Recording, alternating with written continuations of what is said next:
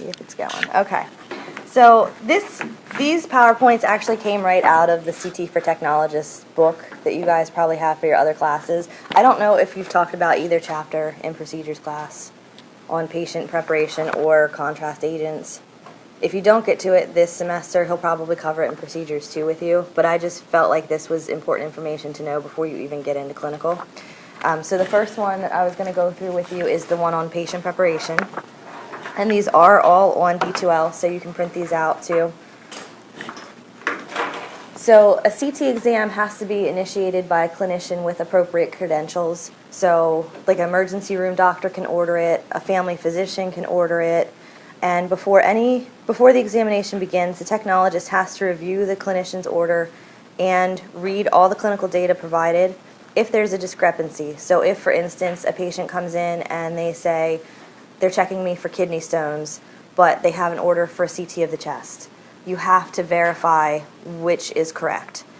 So you have to talk to the person who ordered it and let them know, the patient states that they're here for an exam of the kidney stones, we want to do a CT abdomen and pelvis, but they came in with an order for a chest. Which one do you really want to do? And then that has to be reconciled before you can do the exam with the patient. And even if it's just something that the patient thinks was ordered, maybe the doctor truly wants a CT of the chest, maybe they've already done a kidney stone study, but make sure that it's truly what they want ordered.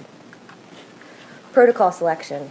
The proper selection of protocol is actually the responsibility of the radiologist.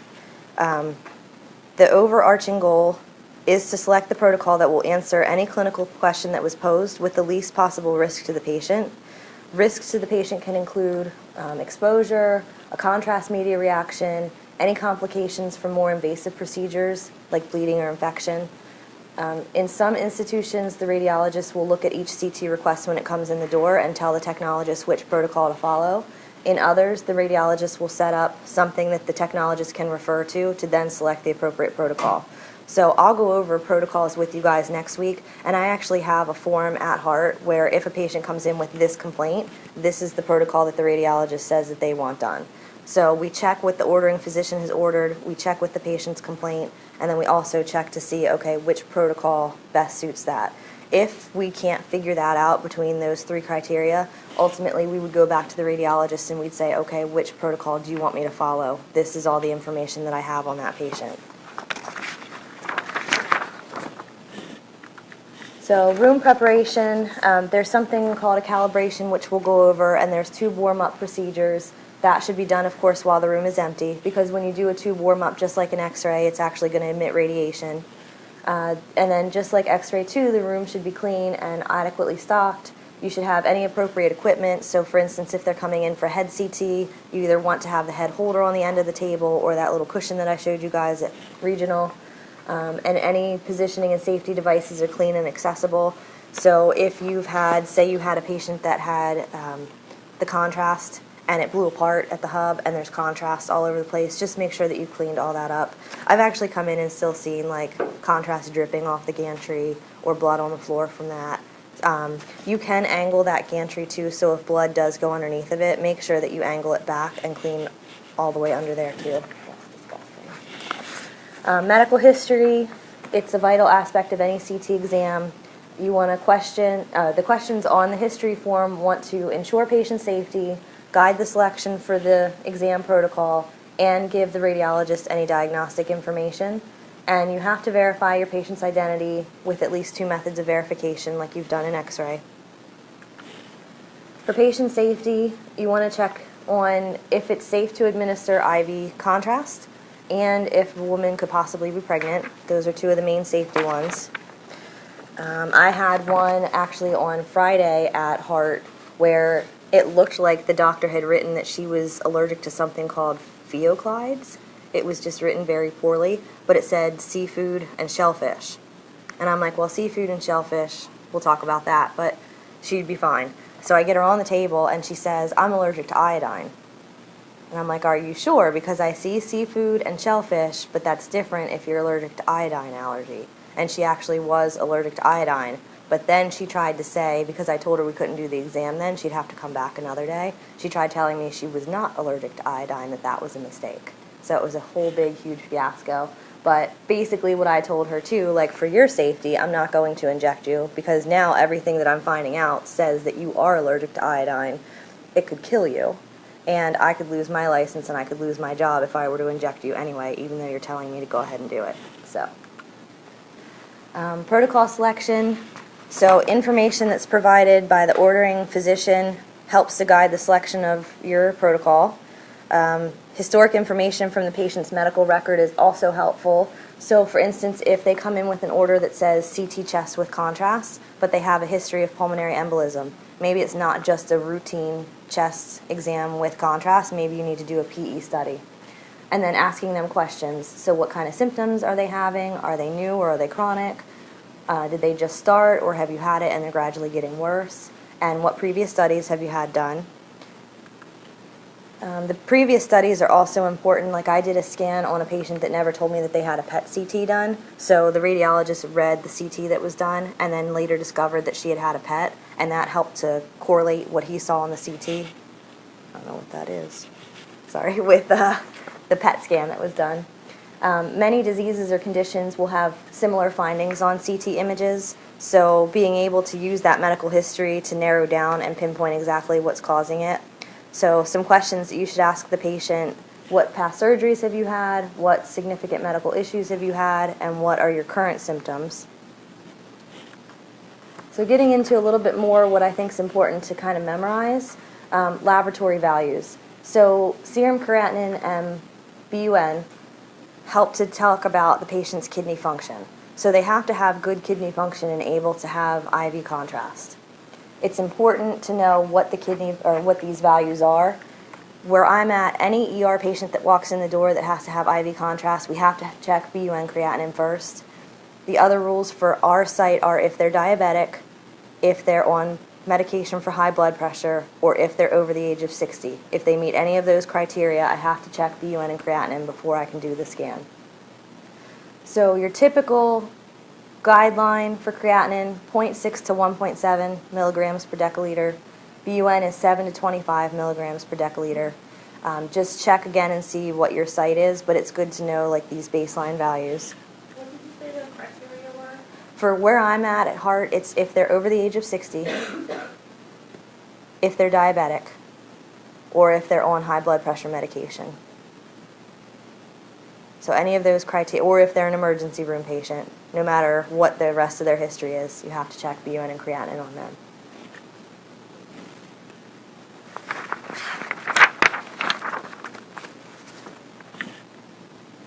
So those are the most common ones that you'll have to look up. If you get into something that's more interventional in nature, so for instance, if you're doing a CT-guided biopsy, if you're doing a CT-guided drainage, anything that carries the risk of excessive bleeding, I also have to look up prothrombin time, partial thromboplastin time, and platelet count, because that will help determine if the patient's going to wind up with a risk of excessive bleeding or if they'll be able to clot okay. So your typical normal ranges for PT would be 11 to 14 seconds, PTT is 25 to 35 seconds, and your platelet counts are between 150,000 to 400,000 cubic millimeters. No. PT-INR, or is that something? PT-INR. I think it's very similar.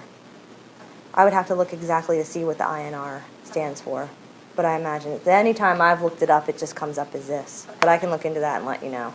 What's the difference between the PT and You know, look that up. I mean, nothing specifically. I don't think you need to know it in that detail. No, I brought my book just in case. No, it's just those laboratory values would indicate if they have a problem with clotting. Right. So that's the main thing you need to know.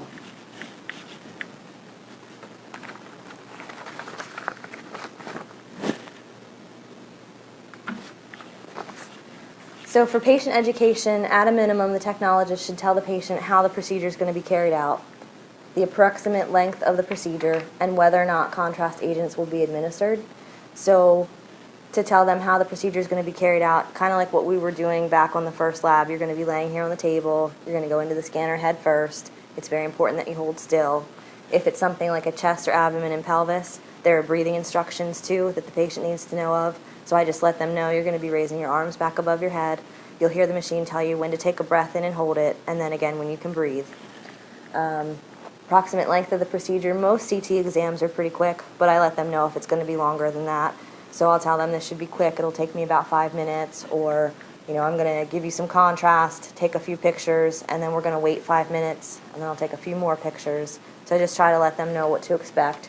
If it's something like a biopsy or drainage, those are going to take longer, so maybe half an hour to an hour.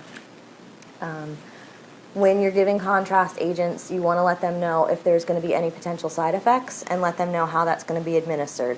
So again, if I can be in the room with them, I let them know I'll be standing right in the room next to you, I'll be checking your IV, you're going to get a heat flash, and I let them know it kind of starts up at their ears or their throat, and then it's going to go all the way down through their body, and when it hits their bladder, they're going to feel like they're peeing themselves. They never do, but a lot of them will think for sure that they've peed on the table, and it's just that contrast going through. Any potential side effects, I just let them know there's always a risk, even though it's small. You could have an allergic reaction to it. So if you have any difficulties with anything, any difficulties breathing, any itchiness, throat tightness, like that's the kind of stuff that I want to know about. And then what's expected of the patient. So again, just that I need you to hold still, I need you to listen for those breathing instructions. Any follow-up that's necessary after the exam has been completed. So we'll get into a little bit more about that too, discharge instructions for the patient. How soon would they have a reaction if they were going? Normally it's pretty quick. Yeah. We'll get into that there can be delayed reactions too, but if you're going to see like an anaphylactic reaction at least, it's going to happen pretty quick. Like you'll give the injection and you'll come out and they'll say like I'm having a hard time breathing, or you'll start to notice hives on their body. So you'll see it. They'll tell you if there's a problem. Basic and informed consent. So basic consent is appropriate for most of the CT scans that you guys will do. That's just basically letting them know what you're planning to do and asking whether or not they agree with that. So you would never just grab a patient's arm and stick an IV into it. You would tell them, for this procedure I need to start an IV. Is that okay with you? That's basic consent. Written or informed consent is required when the exam is of a more invasive nature. So again, if you're going to be doing a biopsy or drainage, you have to have written consent from the patient before you can do that. For that consent to be valid, they have to be considered competent to make the decision, and his consent has to be voluntary. So again, I had an instance where we were going to do a biopsy. We brought the patient down. He couldn't even tell me what his name or his date of birth was, even though the nurse had said that he would be competent to sign that written consent. He was not. So he had to go back upstairs. I had to find his living will, I guess, or the person who was in charge of his affairs, and they had to come in and sign the consent for him. So if I had had him sign that, it wouldn't have been a valid consent. Patient immobilization, I showed you guys some of the straps that we have on the machine. In the video I think I posted, I may have forgotten to show your group that, but there are straps on either side of the CT scan table that you can wrap around the patient. There's the one that goes across the patient's head. But just be sensitive to a patient's feelings about that. Whenever possible, you should ask them if it's okay that you use that constraint to hold them still. Even if it's a child, check with the mom or dad, I'm going to use this to try to hold your baby still for this scan. And most of the times they'll tell you that's okay. And when you're using them, just adhere to safety rules. So don't leave them on that table for an unreasonable amount of time strapped down. For assessment, introduce yourself to the patient. And when you do that, that's when you start to assess the patient. So how are they breathing? What does their skin look like? What's their overall health seem to be? Visual and verbal contact with the patient should be maintained throughout the exam. So I just let them know, again, I'm going to start that contrast administration. You're going to get that heat flush. And then as soon as the scan itself is over, I'm back in the room with the patient. How are you feeling? Are you okay? Are you having any concerns? I want to know right away how they feel. And then I can always go back into the room to check the images that I took before I proceed with anything. I would rather be out there and know there's a problem than to be sitting at the scanner doing my reconstructions or something and they're having an allergic reaction. Special monitoring devices not generally required on routine CT exams, but say you have an ICU patient or you have a sedation case, then they may need to bring down like everything to hook them up to monitors and watch. The vital signs are the best early indicators of a problem. So if you notice any change in their temperature, their pulse, their respiration, or their blood pressure, that's going to be the first sign that there's a problem. They're having some sort of a reaction. Body temperature, you all know how to take that. Normal range of body temperature is 36 to 38 degrees Celsius.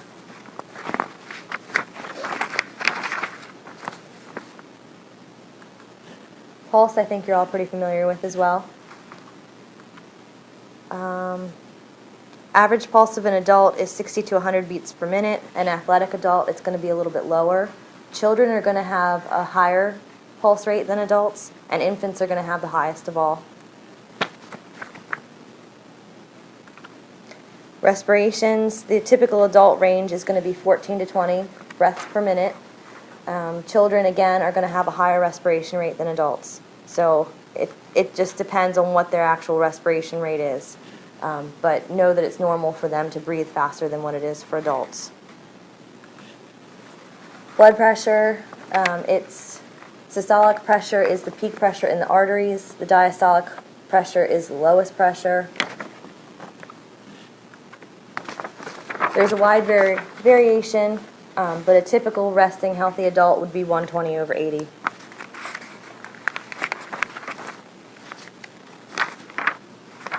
I think that's all you need to know for that. Any questions on that one?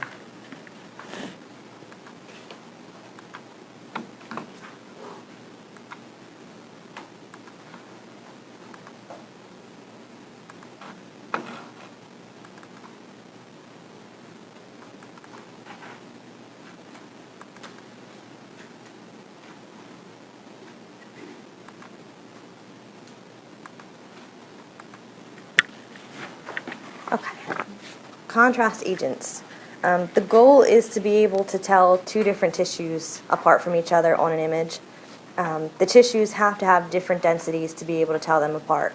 So an oral or an IV contrast is used to create an artificial density so you can tell the difference between those two objects.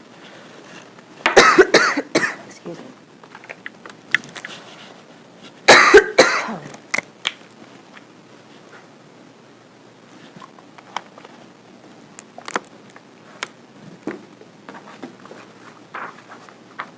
And the two different categories that you would use typically are IV contrast or gastrointestinal oral contrast. Positive agents would be considered like barium or iodine.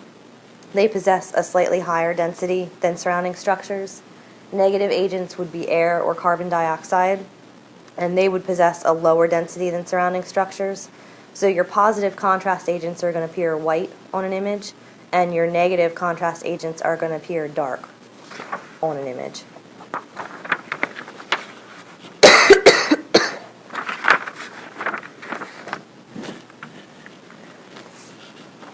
Iodinated agents are universally used because they're water soluble, they're easy to give IV, and they're typically safe for patients. Iodine atoms will increase the attenuation because iodine has a high atomic number.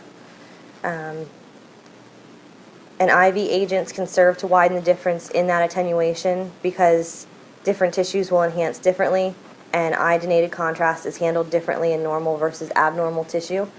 And you need, the minimal visible detectable difference to see something that's normal versus pathological is 10 Hounsfield units. So there's got to be at least a difference of 10 Hounsfield units between something that's normal and something that's pathologic tissue.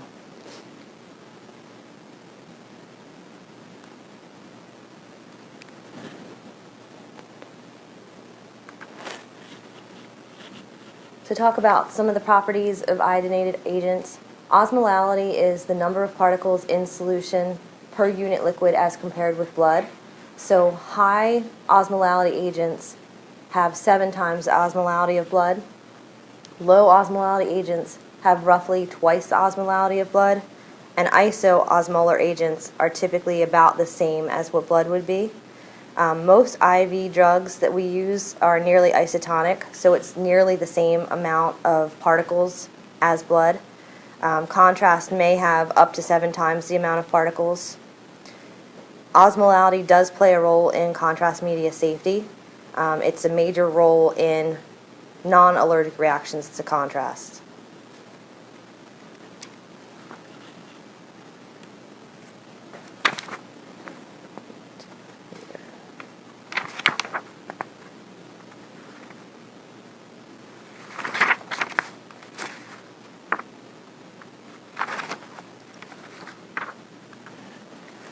viscosity is the thickness or friction of a fluid as it flows. The brand, temperature, and concentration of the contrast media can affect its viscosity. You can decrease the viscosity of it by heating it. So again, when I showed you the power injector, how it's got that little attachment to heat it up, that'll reduce how thick it is. And the higher the concentration of iodine in a solution, the more viscous it's going to be. And that can affect the injectability of that IV through smaller gauge catheters. So if it's like a very, very thick contrast liquid, it's not going to flow as nice through a smaller gauge catheter. You'd have to use a larger gauge catheter to get that to work.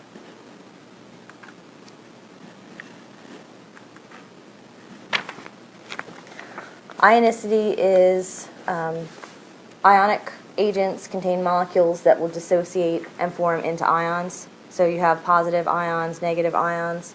Non-ionic agents have molecules that won't dissociate into those separate ions. Although most non-ionic contrast agents have low osmolality, the terms are not the same. So non-ionic won't separate into those positive and negative particles, but it's got low amount of particles per solution. That's what that means.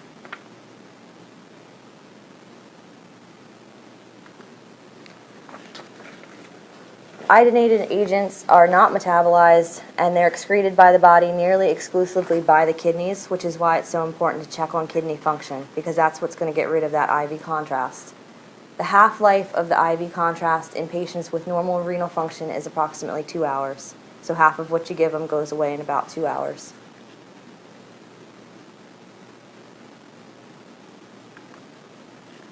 The dose that you give your patient is determined by the iodine concentration that you're using and the volume of what you give to the patient. When you're comparing doses, compare the total grams of iodine that you're delivering. So if you use this contrast agent this much at this rate at this site, but they use a totally different contrast agent at this site, check and see how many actual, how much actual iodine is in there, how many milligrams of iodine are in this one per this one, to compare those dosages. Different CT scan protocols require different doses of iodine. An overdose of iodinated contrast is possible, so most facilities will set an upper limit on the total contrast that you can give a patient for a routine adult exam, regardless of how big the patient is. The lowest dose necessary to obtain adequate visualization is what should be used. So if you can get away with using 80 mLs of an IV contrast versus 100, you should use the 80.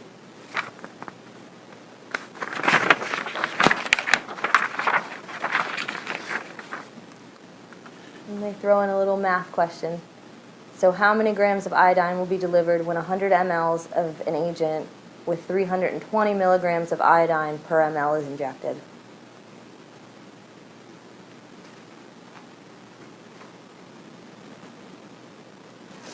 Too early for math? So you're going to multiply the 320 milligrams times 100 mLs, which will give you an answer in milligrams. And then you have to convert that to grams to figure out how much actual iodine. But you may see questions like this on your CT registry.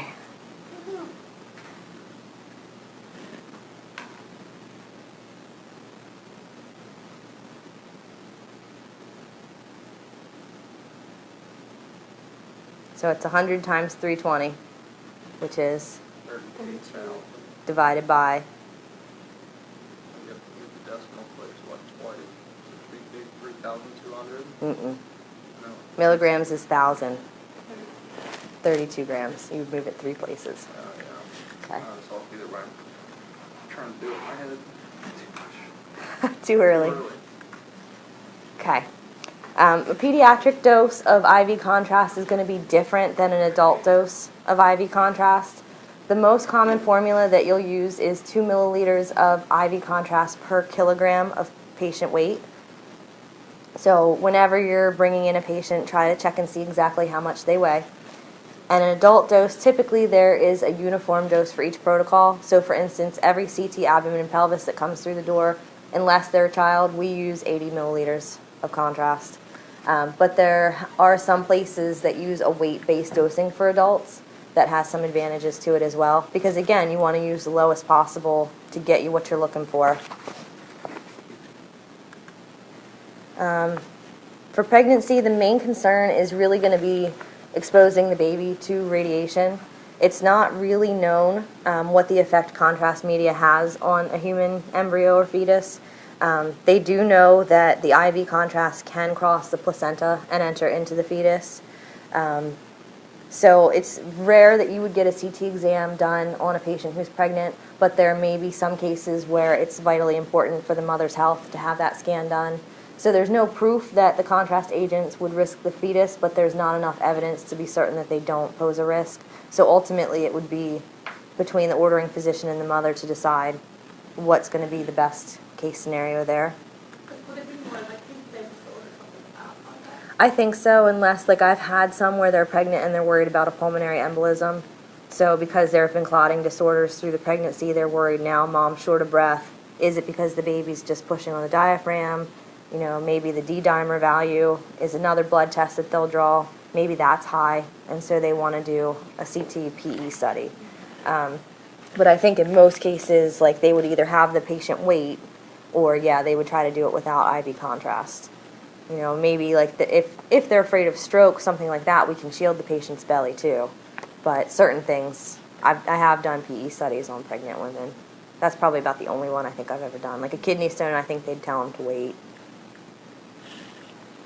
For lactation, so of course, if a patient is breastfeeding, there's a concern about, you know, if I get an IV injection of contrast media, how's that going to affect the baby? A very, very small percentage of the iodinated contrast media will be excreted into breast milk.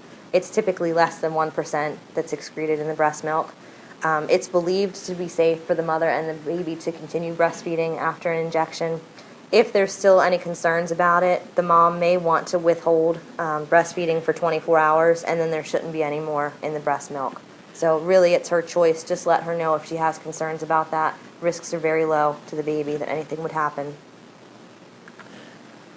So iodinated contrast is one of the most widely used of all medications. They're also one of the safest.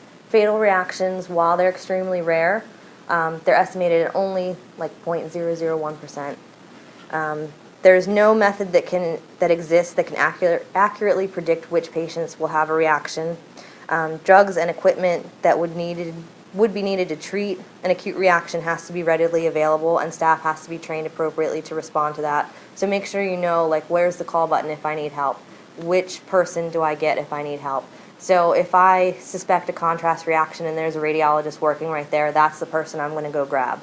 If I'm working on a weekend and there is no radiologist there, or overnight, the ER physician's the person that I want to grab. So each site should have their own protocol, like who do you get?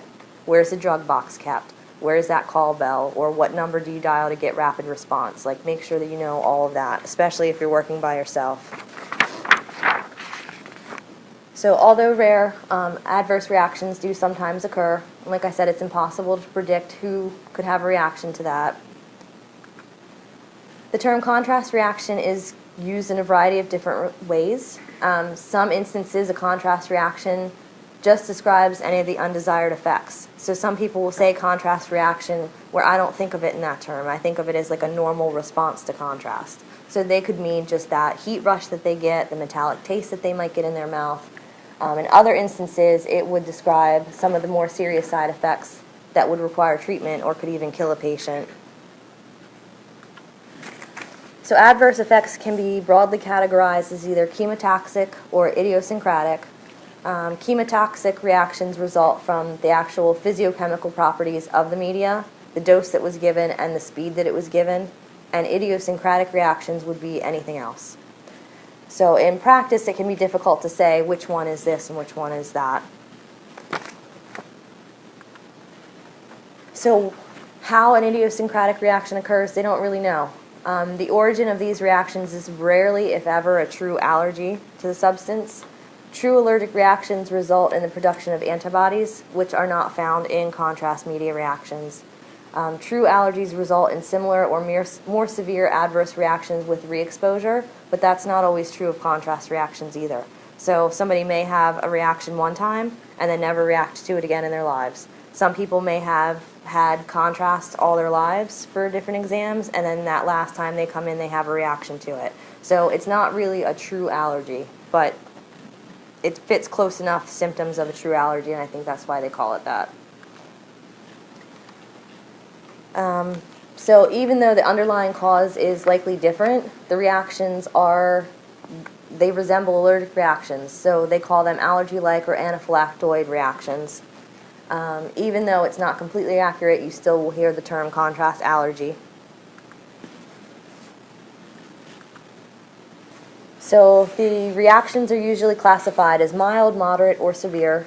The mild ones are short duration and self-limiting. They may include things like coughing, itching, hives, minimal swelling in the patient's eyes and face, and they should be monitored for about 20 to 30 minutes because these symptoms could progress to a more moderate reaction. So if you notice that the patient has hives, you wouldn't want to just send them on their way because that could continue to progress into something worse. Moderate reactions would require treatment. They would include respiratory difficulties, pulse change, and either hyper or hypotension. The severe are the more potentially or immediately life-threatening. So you would notice substantial respiratory distress, possibly unresponsiveness in a patient, convulsions, cardiopulmonary arrest, and most would occur soon after administration, and they can begin with any signs or symptoms. So anything that's out of the ordinary for your patient, you want to know about that. The moderate reactions, you can typically treat that with either Benadryl or epinephrine.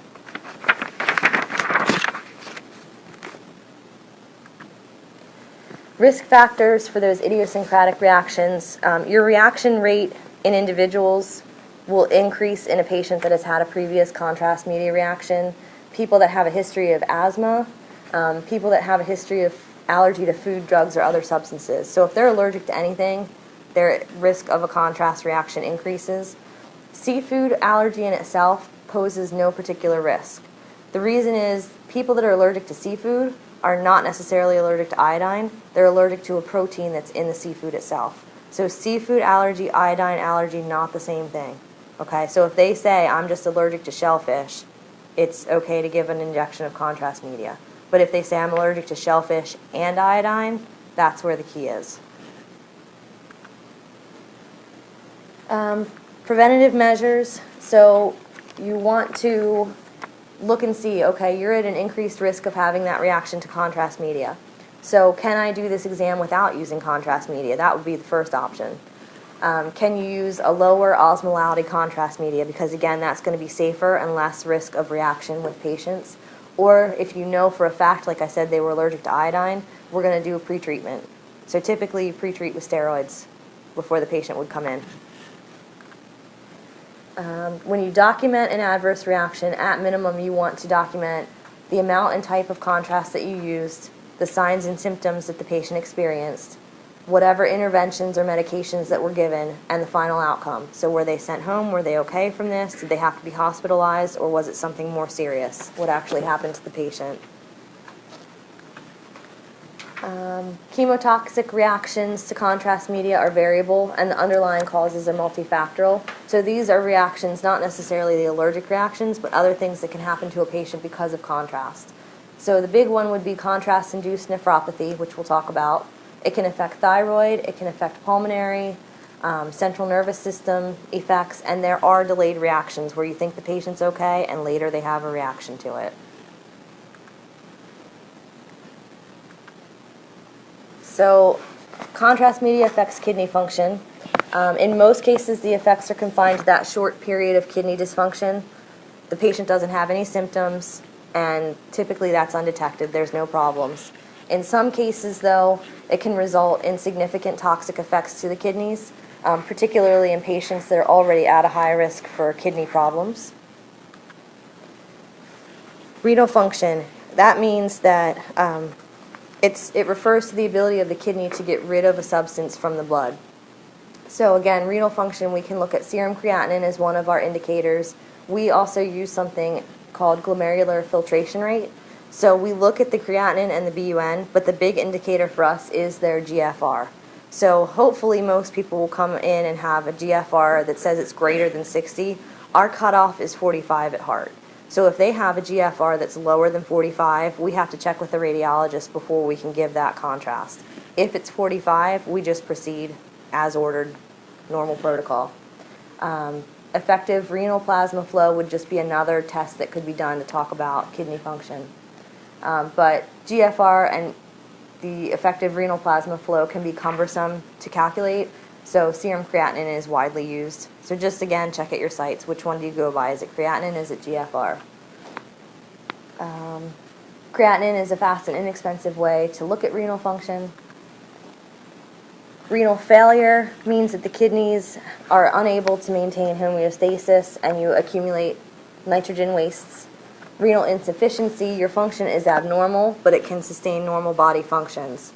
And nephropathy, is any condition or disease that affects the kidney, and it can sometimes be used synonymously with renal impairment. So what is CIN? It's contrast-induced nephropathy. So it's something that once the patient has been given contrast, then it impairs their renal function. And it's looking at alternative causes that have been excluded. So you notice that a patient, after they've had the contrast, their serum creatinine starts to rise within 24 hours. They stop producing urine. Risk factors for that: their creatinine clearance is less than 25 milliliters in a minute. If they have a history of diabetes, if they've had recent, like maybe they just had earlier in the day, a contrast study done. So that's going to increase their risk for that CIN. Or if they have to have a very large volume of contrast media, or if they have a congestive heart failure history.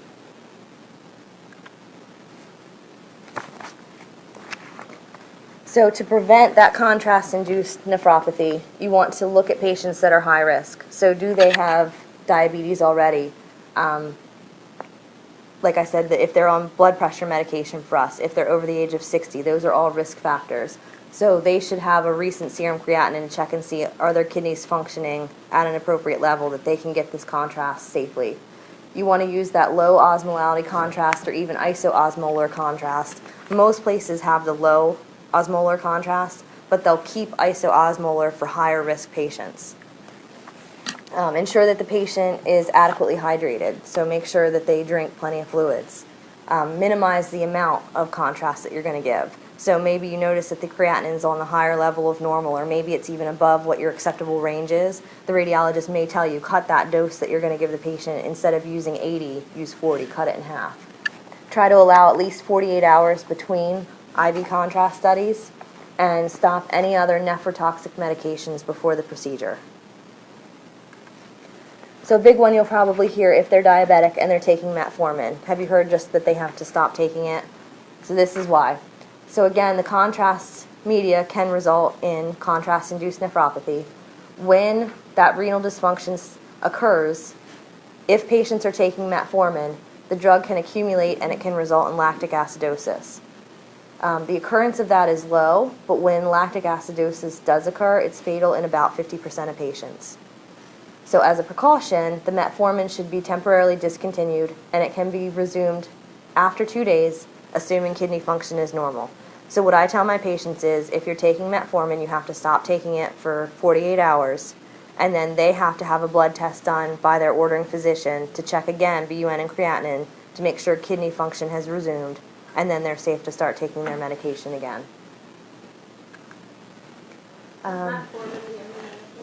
What's metformin containing? So that's found in lots of different, like glucophage, glucovance I think is one of them. It may say just metformin, Avandamet, glucovance, glucophage.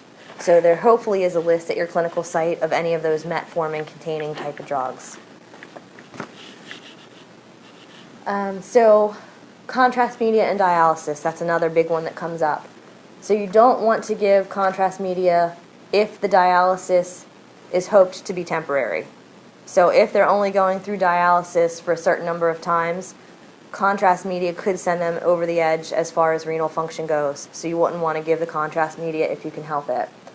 If they're at the end stage of renal failure, so if they're undergoing routine dialysis, they're in end-stage renal failure, then you can go ahead and give that contrast media to them. Do you know why? What's the thought on that? Filtered out. And it can't damage the kidneys any further. So if you give it to someone who's only temporary dialysis, there's the possibility that you could damage them to have to go in for chronic dialysis. If they're already at end stage, contrast isn't going to do any more damage. They're already damaged as much as they could be. So the effect on thyroid function, on patients that have normal thyroid function, contrast media doesn't affect it. There's an insignificant effect on patients with hypothyroidism, but in patients with hyperthyroidism, overactive thyroid, it could precipitate what's called a thyroid storm, which is a severe life-threatening condition when the thyroid hormone would reach a dangerously high level. So again, you want to check your patient's thyroid function too. Pulmonary effects. Contrast media can cause bronchospasm, pulmonary arterial hypertension, and pulmonary edema. Patients that are at increased risk for those are any with a history of pulmonary hypertension, bronchial asthma, or heart failure. Again, using that lower osmolality contrast is going to reduce that risk significantly to those patients. Central nervous system. Let me go back one.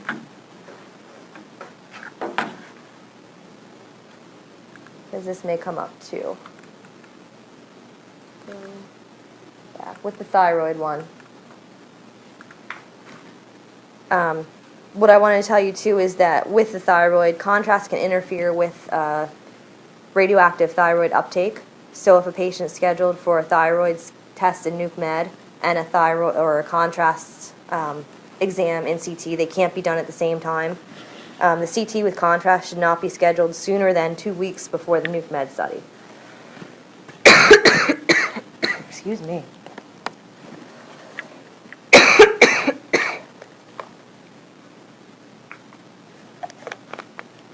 So just make sure if you're doing a CT with contrast, if they mention, like I have a Nuke Med study of my thyroid later today or tomorrow, anything before 2 weeks, that they should probably reschedule that because contrast will interfere with that study. And what about like the patient that has half of the thyroid?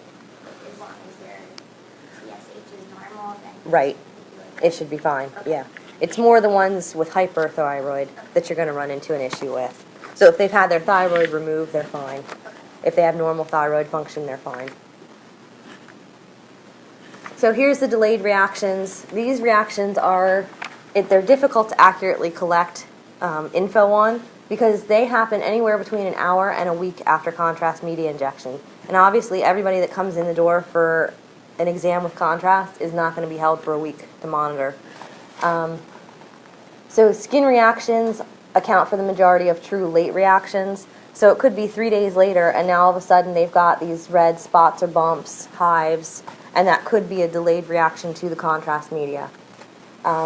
They could have salivary gland swelling, they could have iodide mumps, and I'm not really sure what that drug is, but patients receiving interleukin-2 may re-experience the side effects of that medication after receiving contrast media. So they're not bad like the true emergency type situations. It's just that they do happen where they'll get these weird hives up to a week after contrast. So let's talk a little bit about oral contrast media. In the GI tract, contrast is used to help distinguish the loops of bowel from cysts, for abscesses, or for cancer. Oral contrast is used for most studies of the CT, abdomen, and pelvis, and sometimes you can give rectal administration of contrast media. Be careful calling somebody's bluff. I had a tech that I was working with that said that if he didn't drink his oral contrast media, she was going to administer it rectally, and he said okay. So then she had to stick to her word and give it to him like a BE before we could do the CAT scan. So I would not have called that bluff, but she did, and she had to give it to him rectally. Most common definition classifies GI agents as positive or negative, again depending on that density. So by this definition, water is considered a negative agent. Less commonly, oral contrast is classified in accordance to its Hounsfield units. But typically, again, if you're using something that appears bright white, it's a positive. If you're using something like air, it's going to be a negative contrast. So barium sulfate, can you use the barium sulfate that we use like for upper GIs or small bowels in X-ray? Do you know why?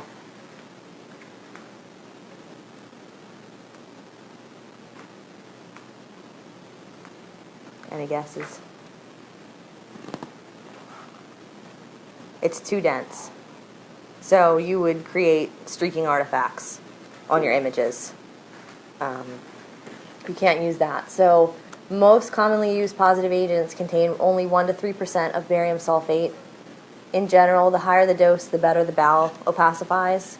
Most exams, you give a minimum of 500 milliliters of the diluted barium sulfate 45 minutes to 2 hours before scanning.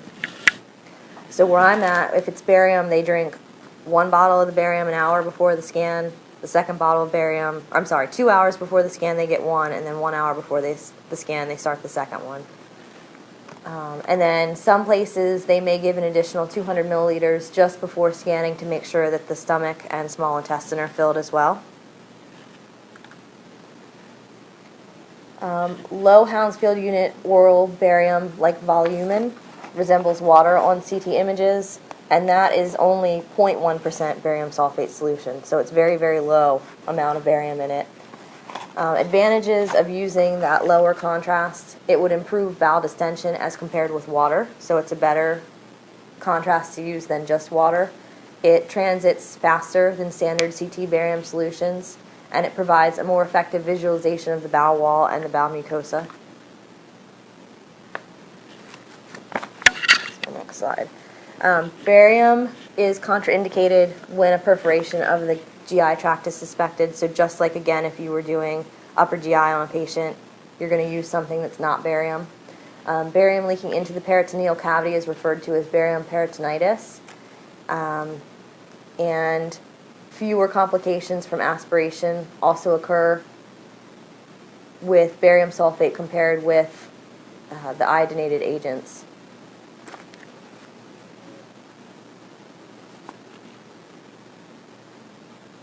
I don't know why that's on the same slide. That should have been on a different one. So basically, if there's a perforation of the GI tract, you don't want to use barium. But if there is something where aspiration is a concern, then barium is that right? Barium is the one that you would want to use because there's fewer complications with aspiration with barium compared to iodine. Both the high osmolarity contrast and low osmolarity contrast are positive agents that can be diluted and administered orally. Dosages are similar to those used with barium sulfate. The high osmolarity contrast is used for most situations because it's less expensive and it provides equivalent GI opacification. Low osmolarity contrast, advantages of that would be that there's less pulmonary edema if it is aspirated. And in infants and young children, the possibility of entry of contrast into the lung and leaking from the GI tract are increased. So low osmolarity contrast media that's diluted and given orally would be better for infants and young children. And it has more of a neutral taste compared to the high osmolality contrast. So here's just kind of a review question. So again, in what circumstances would LOCM be diluted and administered orally instead of the high osmolality contrast?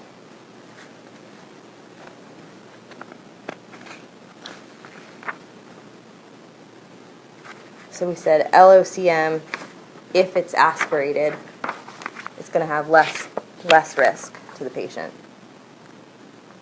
So the answer to that would be if the trauma patient is immobilized or on a backboard. Because with them laying down flat, there's a greater chance that they could aspirate when they're drinking. So it would be better to use the LOCM for that. Water can sometimes be used in place of a positive agent. It does not obscure the mucosal surface. It transits rapidly, but it does descend the bowel poorly. So contrast is better than water, but if you have to, you could use it. Air and carbon dioxide, they both produce a very high negative contrast. They can also be administered rectally. They are particularly useful in colonography CT studies. Both room air and CO2 provide reliable colonic distension, but CO2, it's readily absorbed by the body and it's eliminated by respiration. It induces less of a spastic response of the bowel wall, so it's tolerated better by most patients. So if you can give that contrast rectally, choose carbon dioxide instead. And then there are certain agents that can be injected into that intrathecal space surrounding the spinal cord. Very seldom is that injected when the patient's in the CT department. More often they'll go over to like angio or fluoro and have that injected under fluoro guidance. And then they come back to the CT for a post-myelogram CT while that contrast agent is still in the intrathecal space.